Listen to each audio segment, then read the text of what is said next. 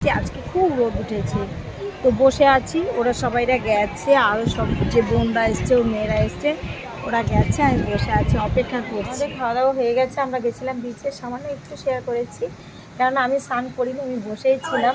তো খাওয়া দাওয়া করে এখন একটু বসে আছি। আমাদের বেরোতে হবে, খুব বৃষ্টি হচ্ছে বাইরে। দেখো আমরা বেরোবো, আমাদের 6:25-এ ট্রেন। দেখো বাইরে বৃষ্টি হচ্ছে, এই দেখো বাইরে কত বৃষ্টি হচ্ছে। তো আমরা বেরোবো এখন 6:25-এ, আমাদের 6:25-এ আমাদের ট্রেন আছে। খাওয়া দাওয়া করে একটু শুয়েছিলাম, এখন আমরা সবাই রেডি, যেই জামা কাপড় ছিল সেইভাবেই। আর বৃষ্টি হচ্ছে, এইভাবে আমরা বেরোবো। এখন মেঘ পুরো বৃষ্টি হয়ে গেছে। এখন আমরা চলে এসেছি স্টেশনে, কিন্তু ট্রেন এত দেরি, এখনো 8 ঘন্টা, মানে 6:30 সেখানে এখন টাইম বলছে 7:35।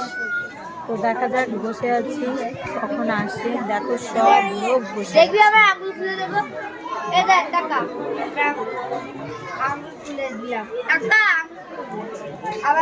তো দেখি ট্রেনটা কখন আসে। 6:25-এর ট্রেন, এখন 8টা বাজে, এখনো ছাড়েনি, এখনই আসলো। দেখো সবাইরা বসে গেছি আমাদের সামনে, মানে যারা মানে সামনে আমাদের এক জায়গাতে আলাদা আলাদা পড়েছিল। তো আমরা আরও যারা ছিল আমাদের মানে অন্য কাউকে, যারা বললো তাদের ওদিকটা সুবিধা হয়, তারা ওদিকে চলে গেছে, আমরা সবাই একসাথে বসে গেছি। এখন প্রায় 1টার মতো বাজে, এখন আমরা নেমেছি হাওড়া স্টেশনে। তো এবার দেখা যাক, কারো কোনো দিকে যাওয়ার কিছু নেই, কিন্তু যদি দমদম যেতে পারি, দমদমের কিছু পাই, তাহলে ভাবছি যে দমদমে দিদির বাড়িতে সবাই চলে যাব।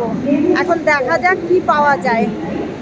তো আর সব না হলে তো প্ল্যাটফর্মে বসে থাকবো, ঘুমাবো, ঝরবো, যা হবে তোমাদের সাথে শেয়ার করব। দেখো আমরা এক জায়গায় এসে বসেছি, সেখানটা থেকে আমরা বুঝতে পারিনি, ওই দেখো, দেখেছো ইঁদুরগুলো, এই দেখো কতটা সাহস, আমাদের মধ্যে চলে আসছে। সায়ন বলছে মাম্মি আর কোথায় জায়গা পেলে না, তো এই যে ওই দেখো,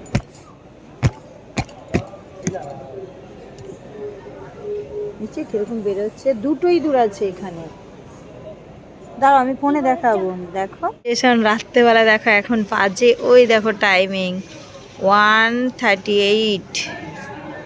তো এখন ট্রেন আছে, এই যে সায়নরা সব শুয়েছে, ভাইও শুয়ে গেছে, এখানে কোয়েল মামু সব বসে আছে। হাওড়া স্টেশনটা দেখো রাত্রেবেলা যার যার মতো, পুরো চারিদিকটা আমি ঘুরিয়ে দেখাচ্ছি। বেশ সবাই মিলে বসে সব কত কি দেখা যাচ্ছে, ভালোই লাগছে। তো এইভাবেই এখন রাতটা আমাদের কাটাতে হবে। তো ভোরবেলায় ট্রেন আছে।